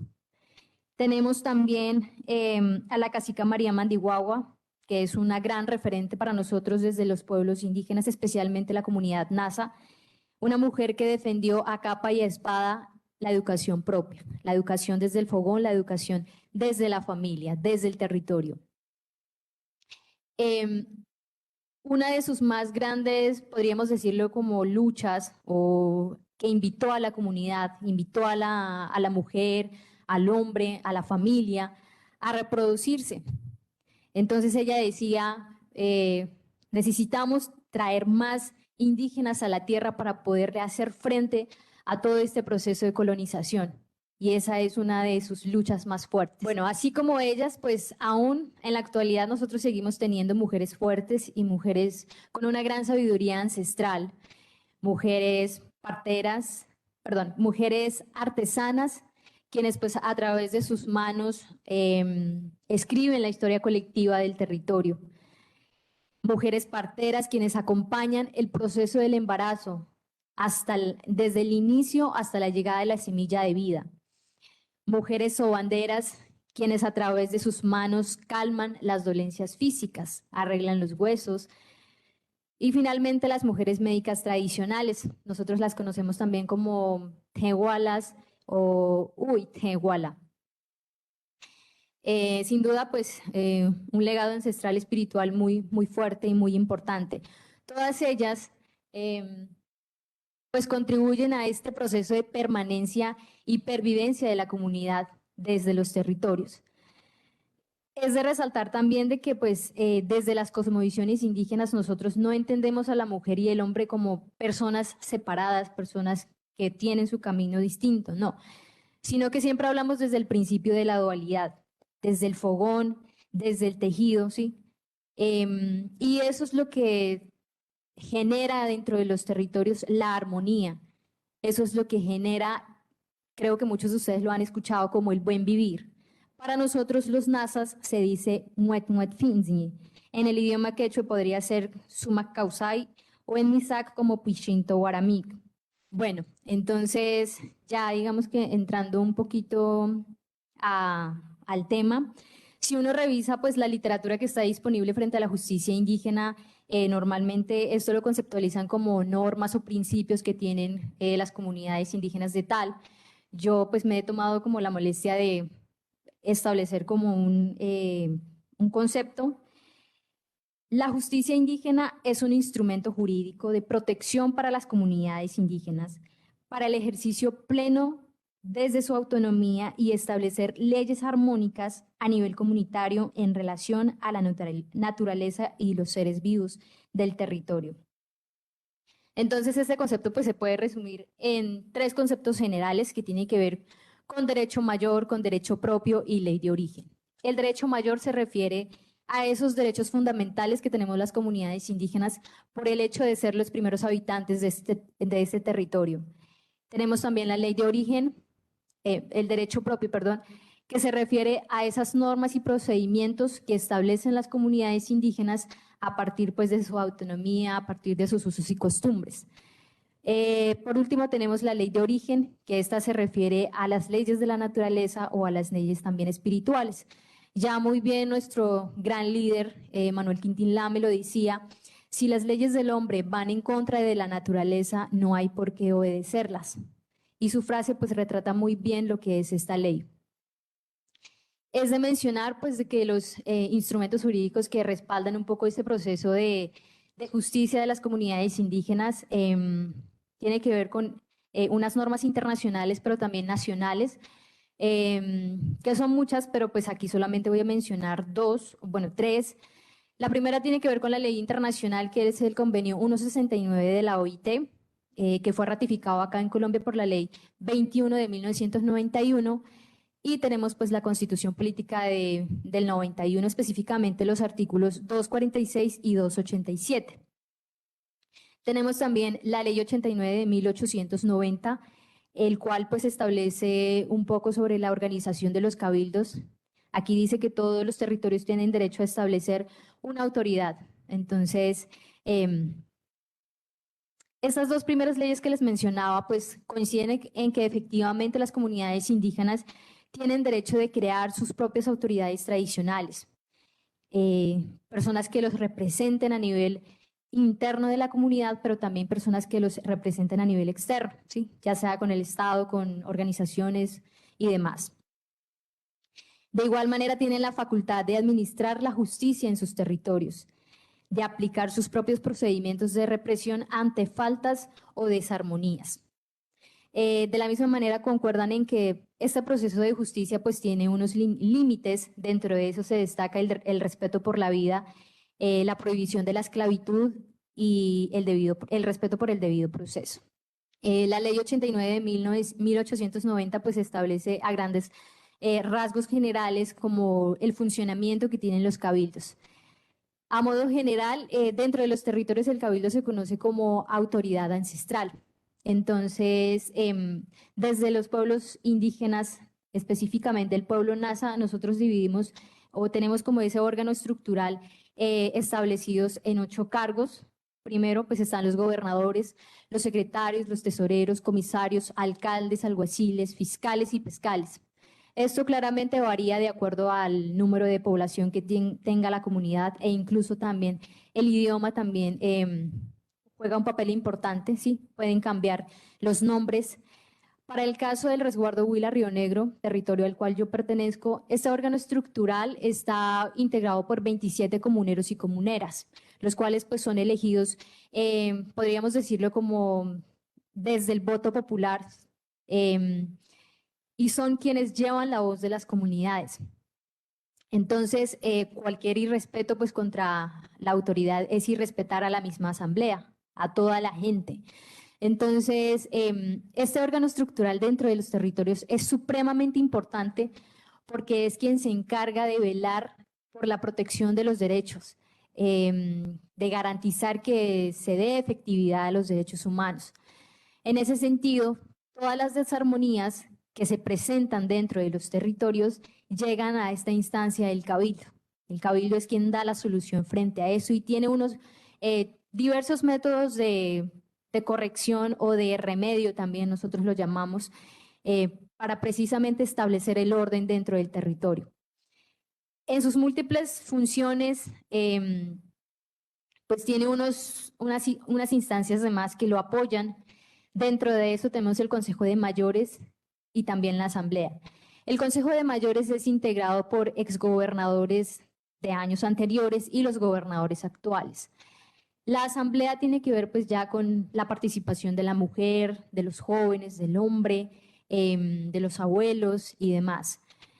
Estos tres escenarios, en estos pues se entreteje lo que es los procesos políticos, se toman decisiones, se generan correcciones y toda esta dinámica que se entreteje aquí es lo que nosotros conocemos como derecho propio o justicia propia. Sin embargo, lastimosamente, últimamente hemos visto muchas críticas también al sistema de justicia indígena, porque lastimosamente las ideologías patriarcales pues, que refuerzan las desigualdades de género pues, están insertadas en la mayoría de los sistemas de justicia.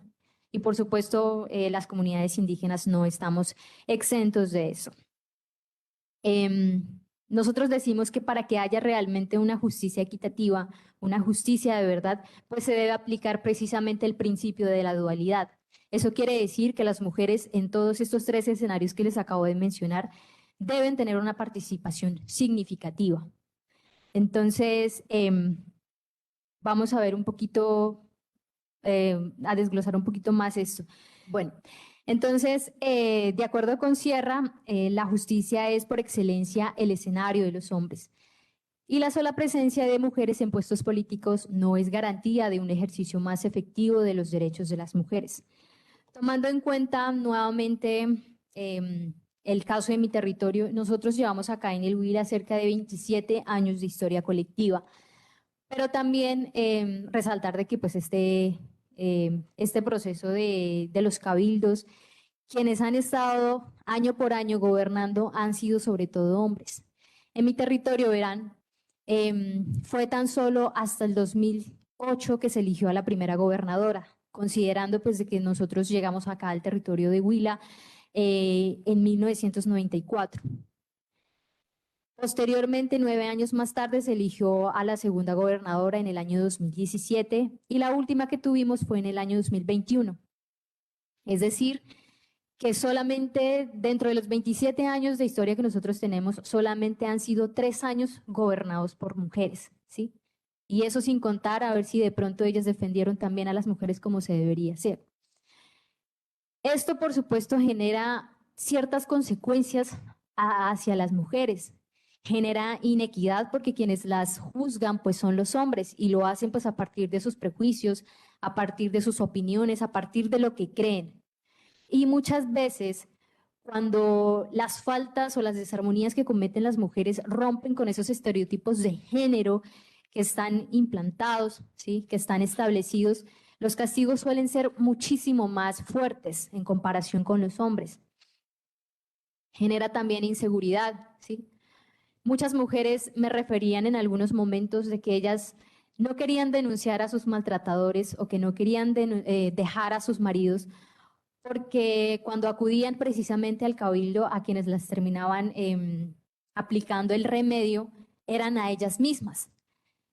Las victimizaban, les decían, pues usted fue la que provocó esto, entonces tome.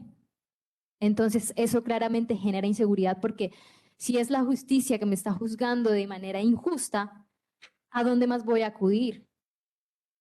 Genera, pues, por supuesto, también sentimientos de resentimiento e insatisfacción ante las soluciones dadas. Como les decía, o sea, el ejercicio del cabildo es supremamente importante dentro de los territorios. Las críticas han sido bastantes al sistema de justicia indígena. Belkis Izquierdo Torres, una mujer arhuaca, abogada, nos dice que tristemente en los espacios comunitarios, en los espacios de las comunidades indígenas, se ignora la participación de las mujeres. No se considera que son importantes y no se tienen en cuenta las propuestas o opiniones que dan las mujeres. De igual manera, de acuerdo con la investigación de Meléndez Duarte, él nos dice que esa historia de colonización que ya todos conocemos todavía sigue generando afectaciones, sigue generando retrocesos en la construcción colectiva de los territorios indígenas, de las comunidades indígenas. Y dice que esas causas se extienden afectando sus formas de organización y sobre todo lo que tiene que ver con el ejercicio de la justicia propia. Las críticas, pues, al sistema de justicia tienen que ver sobre todo con los procedimientos que se tienen, porque muchas veces estos procedimientos son calificados como inhumanos. Dicen que falta la tipificación de los delitos, que hay un desconocimiento también de las leyes, tanto internacionales como propias de quienes las ejercen. Hay un caso muy conocido que es un pronunciamiento que hizo el expresidente Rafael Correa en el año 2010, en la cual pues calificó de monstruosidad un procedimiento aplicado a un joven indígena de 22 años en Cotopaxi, en un caso de homicidio. Entonces, vamos de pronto un poquito a ver casos que tenemos que son internacionales y nacionales también. El primer caso tiene que ver en el país de Guatemala, en donde hombres y mujeres habían sido descubiertos y juzgados tras ser descubiertos de que vendían a sus hijos. Entonces, a los dos les hincaron en piedras, los azotaron, y mientras el castigo del hombre terminó ahí, a la mujer la desnudaron y la raparon. La comunidad entendía que esto era un ejercicio de remedio, pero para la mujer también significaba una manera de avergonzarlas por ser malas madres. Como les decía, cuando estas desarmonías rompen con esos estereotipos, los remedios aplicados a las mujeres suelen ser mucho más fuertes, ¿sí? E incluso se pueden hasta doblar en comparación con los hombres. El segundo caso ocurrió en mi territorio. Se trata de una mujer que fue castigada con 5 juetazos. Lo particular de este caso es que la mujer tenía 5 meses de embarazo. Entonces, para contextualizar un poquito, los juguetes que se dan pues son con un material muy resistente, ¿sí? Que son fuetes muy fuertes. Pero entonces, en este espacio, nadie consideró la idea de que de pronto esto pudiera afectar a la mujer y pudiera afectar también a la semilla de vida que se estaba gestando, ¿no? Por esa idea errónea también, yo creo, establecida de que las mujeres indígenas somos fuertes, que somos resistentes y que cualquier cosa que nos hagan nosotros le resistimos, ¿sí? Por supuesto, eso en cierta medida es verdad, pero las mujeres también somos diversas y también tenemos diferentes habilidades, sabidurías y también en términos de fuerzas. De pronto, en la resiliencia sí somos un poco más fuertes también, pero entonces es un caso que pues nos estremeció mucho a nosotros como comunidad, pero también como mujeres. Cuando hay de pronto antecedentes de que casos así ya se han hecho, se han realizado, muchas veces esto como que refuerza el año pasado hicieron lo mismo, entonces este año podemos hacer lo mismo. Y igual las mujeres indígenas somos fuertes, ¿sí?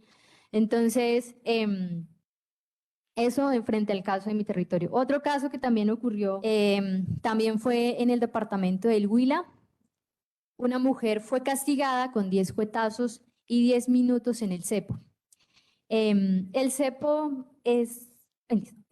es algo construido pues con maderas gruesas en los cuales tienen 2 orificios y ahí ponen los pies de las personas y los dejan colgados por un cierto minuto. En este caso, la familia de la mujer insistió en que la mujer pues también maltrataba a los hijos y que el esposo también lo hacía, pero la autoridad lo que hizo fue solo aconsejar por media hora al esposo. Años después, la mujer murió tras una complicación en el proceso de parto de su 5º hijo y después de la muerte, los vecinos e incluso los familiares empezaron a murmurar de que ella nunca había asistido a los controles porque quería que el bebé no naciera e incluso algunos se atrevían a afirmar que su resistencia a no querer ir al hospital era porque también deseaba morir, dado que su esposo la maltrataba mucho. El hombre no recibió ningún tipo de remedio y cuando se encontró solo en casa consiguió otra mujer y abandonó a sus hijos.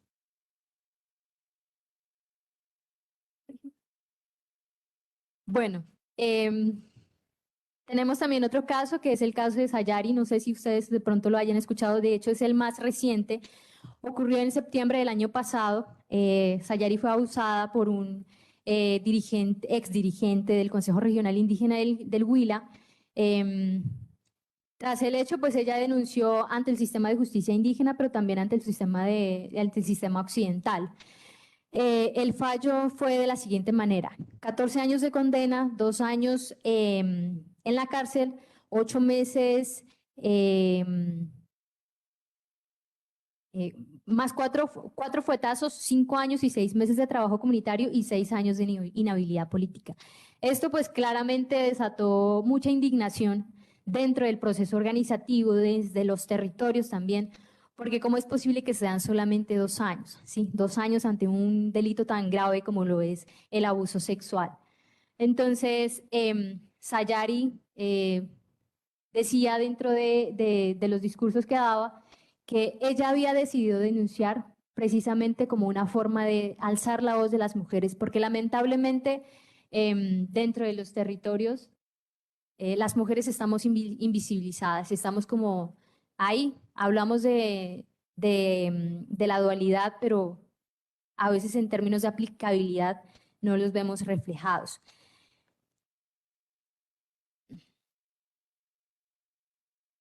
Bueno, entonces, algunos...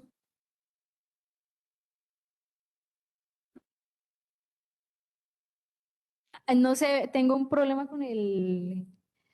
con la presentación porque no coinciden, es que no coincide con lo que yo tengo acá. Entonces, voy a leerlos, ¿vale? Bueno, entonces a nivel de estadísticas, a nivel general, pues tenemos de que el 70% de las mujeres en todo el mundo sufre violencia de género. En América Latina y el Caribe, 1 de cada 3 mujeres han sido agredidas por su pareja. En cuanto a la participación política, la representación de las mujeres es inferior al 30% en las mayorías de ramas de poder. En cuanto a las mujeres indígenas, las estadísticas son muy pocas, la verdad, ¿sí? Precisamente porque los casos pues no llegan a la justicia estatal, sino que llegan primeramente al Cabildo. Entonces, el Cabildo pues no ha expuesto, no ha publicado como tal esto. Entonces, en Ecuador, 6 de cada 10 mujeres han sufrido violencia de género, de los cuales el 59% corresponde a mujeres indígenas.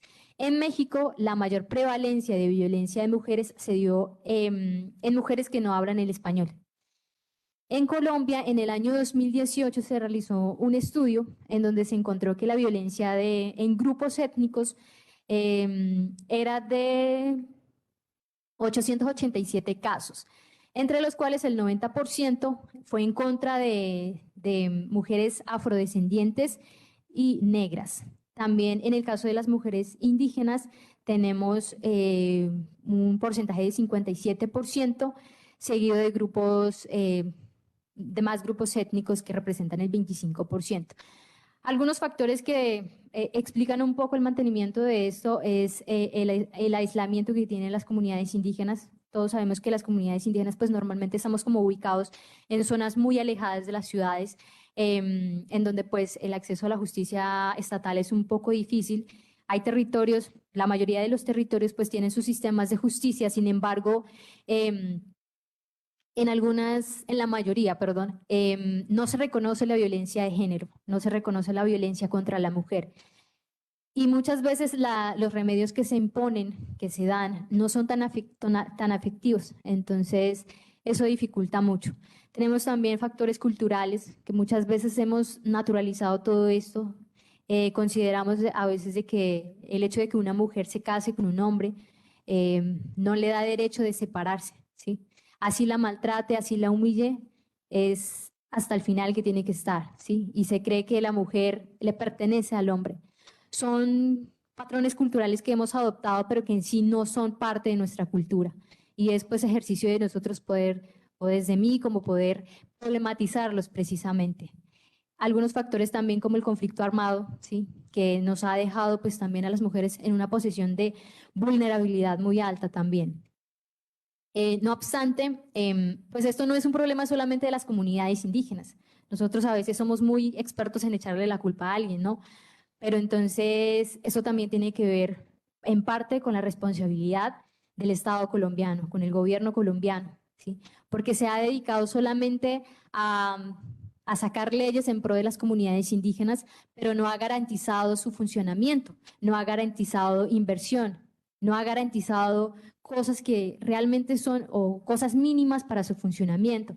Entonces, considerando de que la justicia indígena también es supremamente importante, no solamente la justicia ordinaria es importante, la justicia indígena también es importante, porque es que esta no se centra solamente en la aplicación de remedios, que es lo que nosotros hemos tratado hasta el momento, pero es mucho más allá, porque es que este ejercicio de justicia es en aras de generar armonía dentro del territorio para la preservación misma de la cultura y por ello pues su importancia.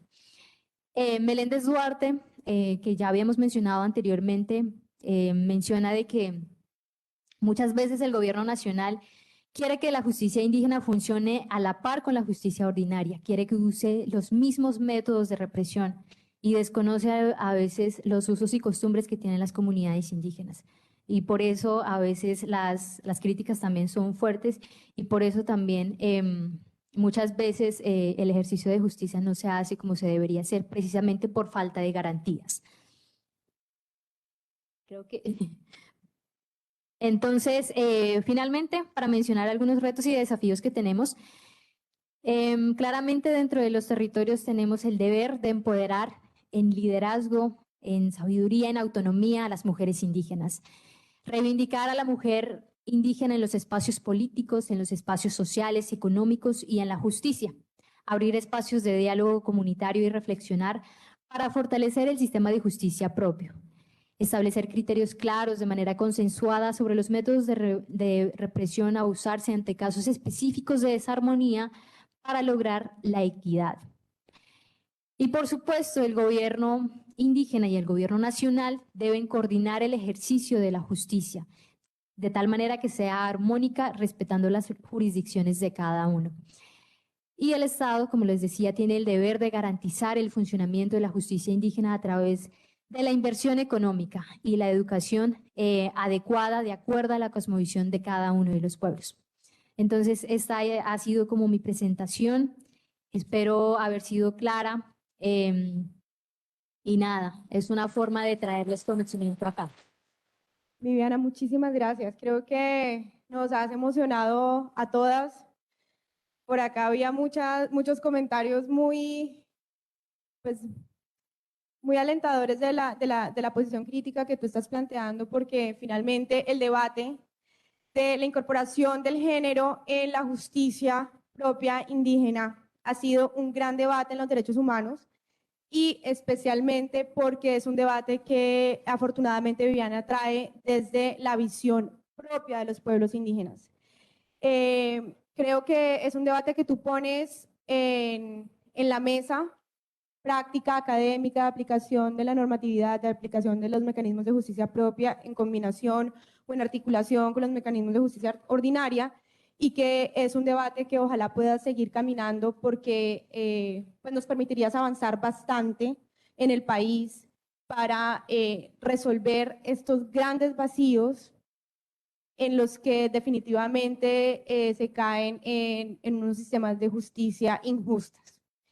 Me voy a quedar con unas palabras que tú recordaste de nuestro gran memorable Manuel Quintín Lame, y es que las leyes del hombre, si van en contra de la naturaleza, no hay que respetarlas, para darle paso a Joyce Torres, quien desde el ecofeminismo va a hacer una reflexión sobre la moda. Estas charlas están bastante acotadas, esperamos que sean de su interés. Yo voy a hablar de un tema que parece un poco más trivial, pero que en realidad nos atraviesa a todas las personas que estamos vivas y habitamos el planeta, porque todas, todos y todes necesitamos del indumento, del vestuario, de la ropa.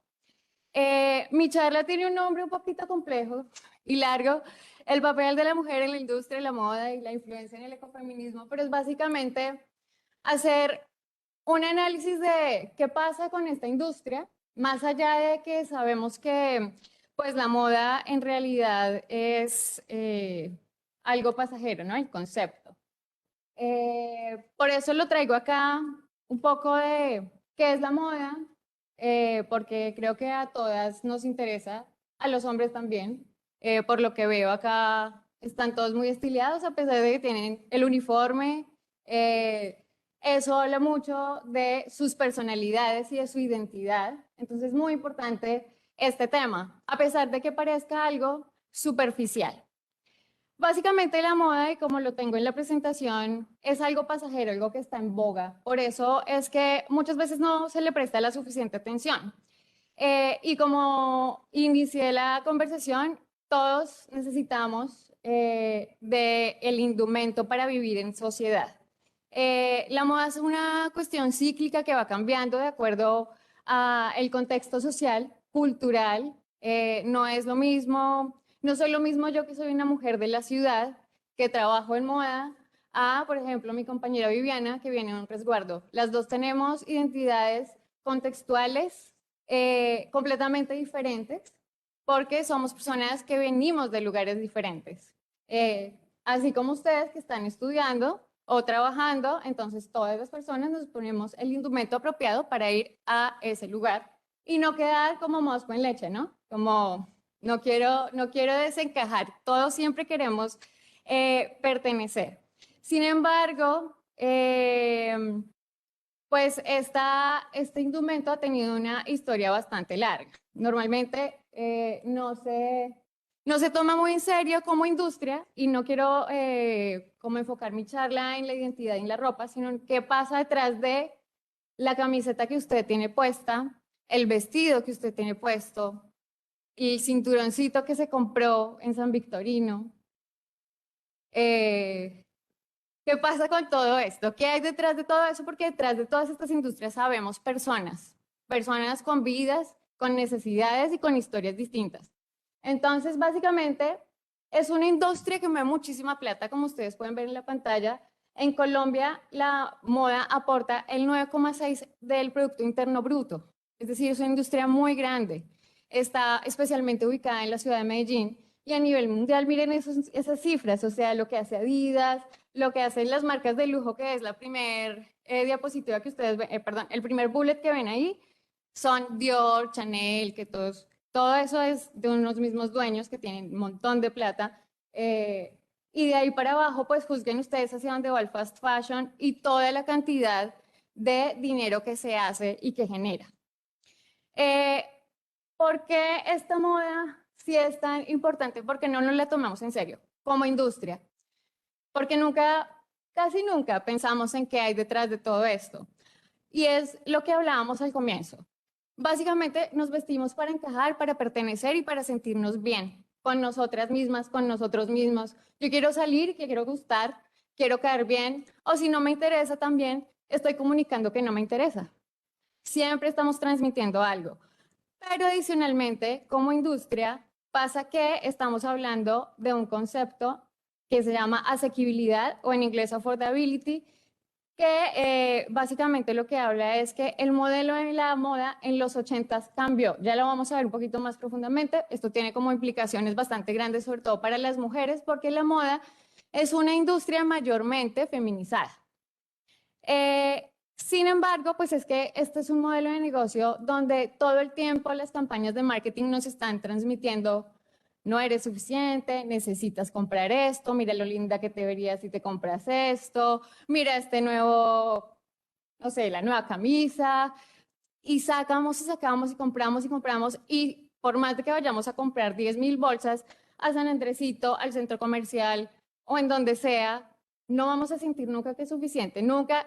Yo tengo un closet gigante, obviamente soy diseñadora de modas, solo tengo ropa, yo no tengo nada, no tengo una casa, no tengo un carro, pero tengo ropa.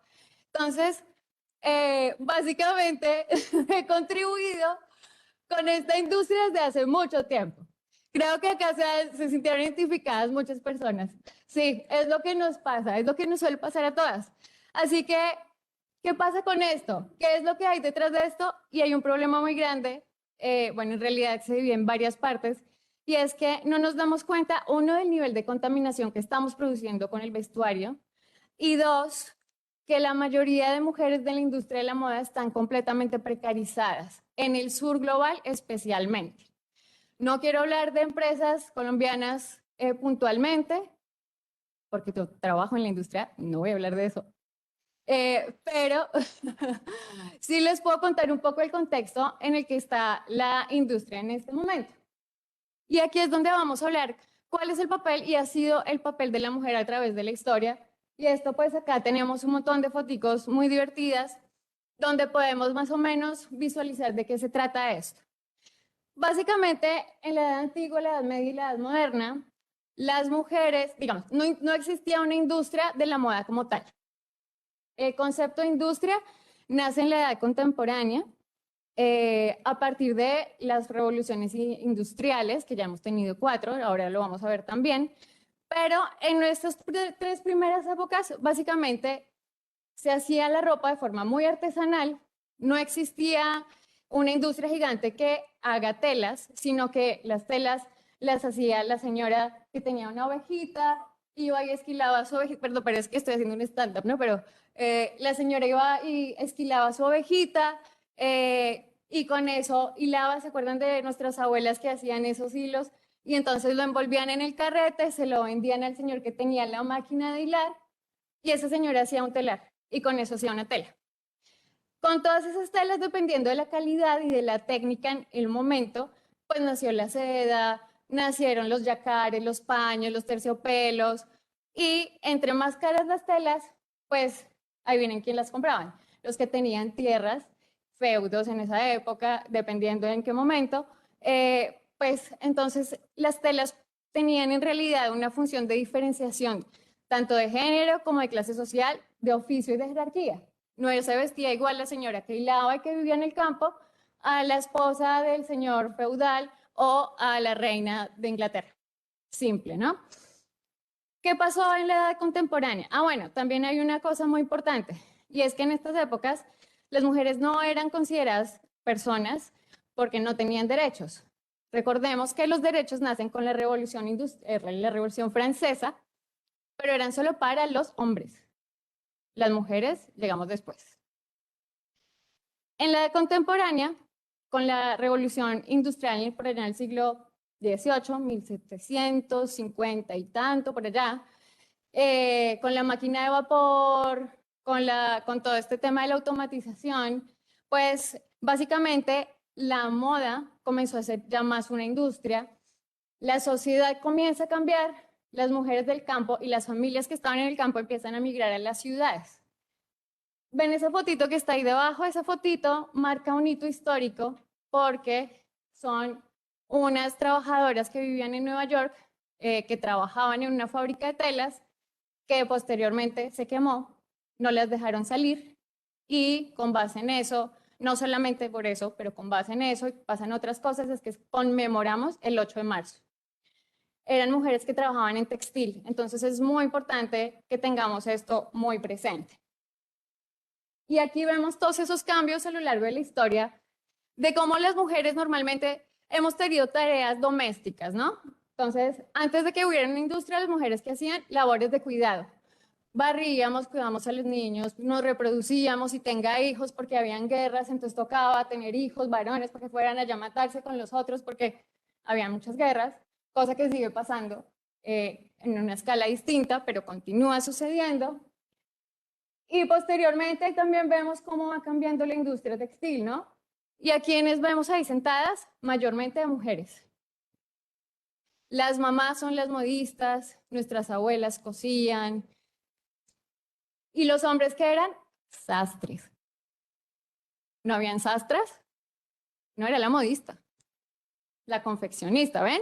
Entonces esas categorías hacen que nosotras siempre tengamos un papel muy distinto porque no vivimos en una sociedad igualitaria, porque vivimos en una sociedad de un sistema capitalista que nace el patriarcado para el beneficio de los hombres y las mujeres normalmente estamos siendo un poco más vulneradas, ganamos un poco menos, tenemos la cualidad de que si estamos en una edad muy fértil, a veces en los trabajos no nos contratan porque nos podemos embarazar y ¿qué vamos a hacer con esta señora que ahora se va a embarazar, se va a licencia y tiene que ponerle cuidado al niño y no puede ser productiva? O sea, pasan muchas cosas alrededor de esto, se nos exige igual, pero no podemos dar igual, pero entonces ahí pasan como muchas cosas alrededor de todo esto. ¿Por qué el ecofeminismo se preocupa de este tema? Si bien el ecofeminismo, no, primero vamos a hablar de qué es el ecofeminismo. El ecofeminismo es un movimiento y una parte de los feminismos, porque existen muchos, que se enfocan en diferentes temas a través de los años y tienen muchas teorías. Todo esto me ha tocado aprenderlo a mí sola porque en la universidad no me enseñaron nada de esto. Entonces, les cuento, me leí un par de libros con mis amigas, así empezó esto. Básicamente, nace entre los 70s y los 80s con la segunda revolución, con la tercera revolución industrial de la computarización de los sistemas. ¿Qué pasó aquí? Que se unieron las mujeres de los movimientos pacifistas, ecologistas y feministas y dijeron, oiga, acá está pasando algo, estamos interconectando la razón de todos nuestros males. O sea, estamos destruyendo el planeta desde los años 70, desde mucho antes, pero en los años 70 ya habían movimientos ecologistas grandes. Estamos destruyendo el planeta desde ese tiempo y las mujeres empezaron a preocupar por ese tema. Por supuesto que nace en respuesta a esto que se dice ahí, que es la apropiación masculina tanto de la agricultura, porque son los hombres los agricultores, pero nosotras somos las que nos reproducimos, pero estamos sometidas a lo que quiera y decida ese hombre en nuestra vida, ¿no? Especialmente en esa época. Las mujeres de ciudad tenemos unas necesidades y una vida diferente. Nosotras no estamos allá sembrando la papa, el arroz, cuidando al niño, cocinándole o llevándole la ollita en el ordeño o lo que sea. Tenemos una vida completamente distinta. Entonces, ahí tenemos que hacer también una diferenciación. ¿Qué pasa y qué es el ecofeminismo? Básicamente, ¿de qué se trata?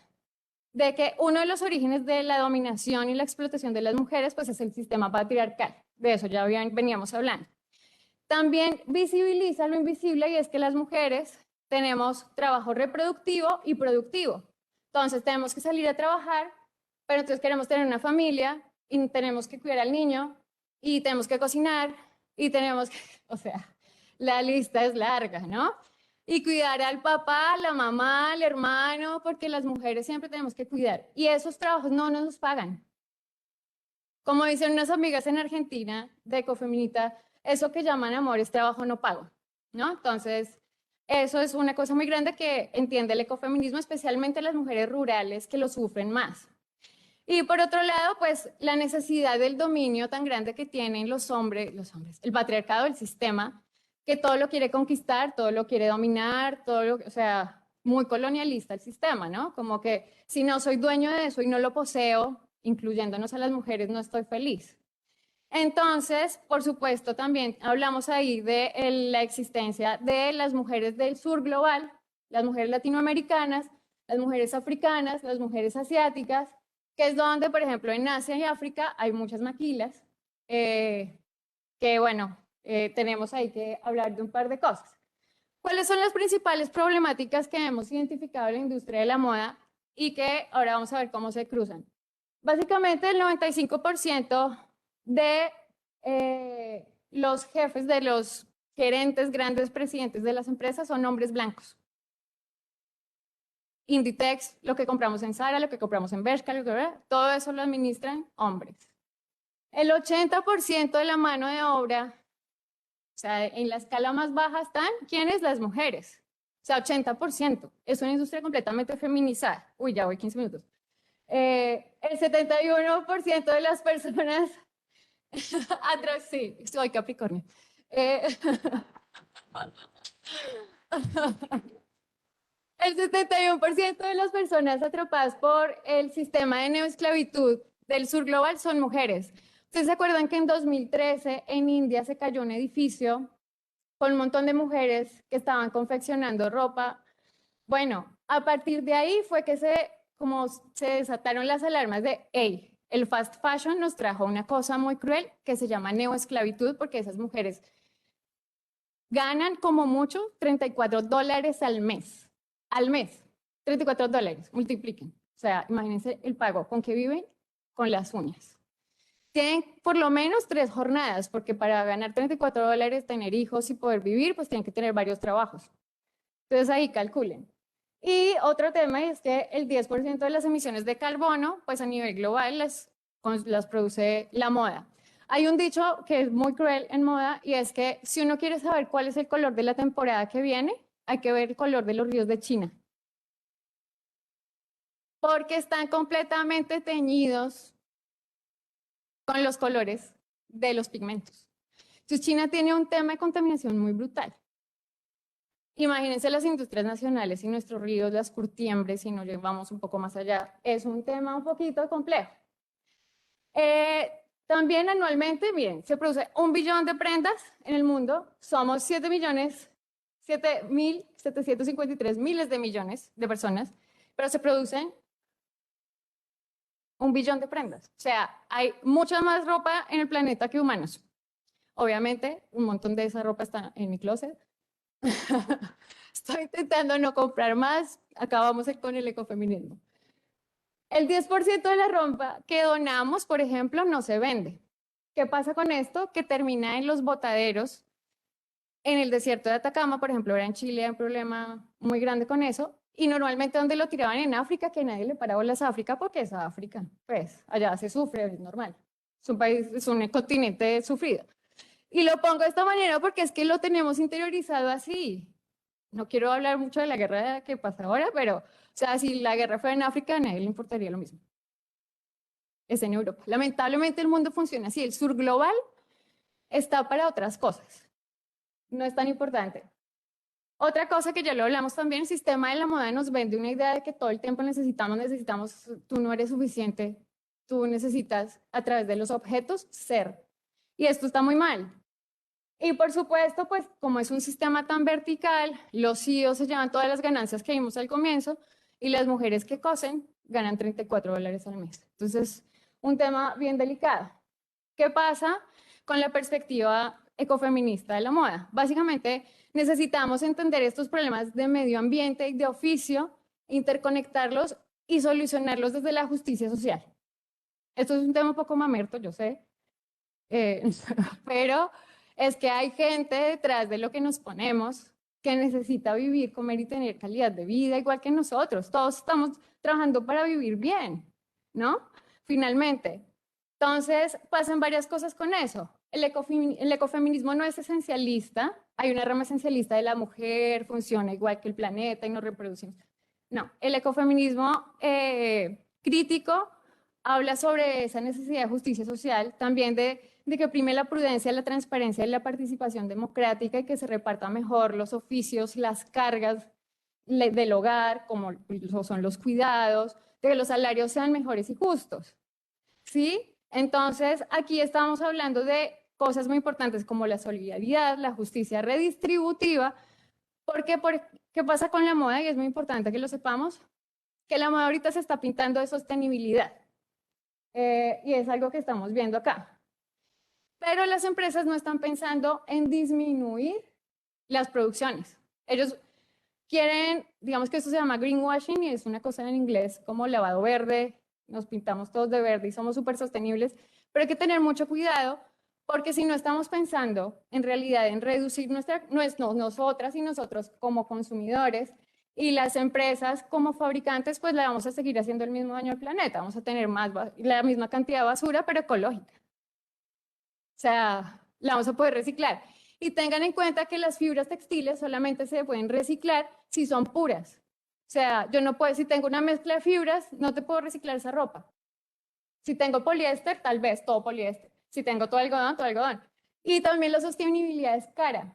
Entonces, en el sur global, pues nos cuesta un billete vestirnos sostenibles y ser súper trendy.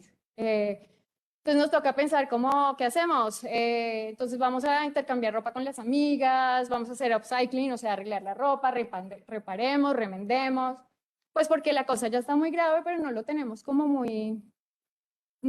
muy presente todo el tiempo. Entonces, eso también es muy, muy importante.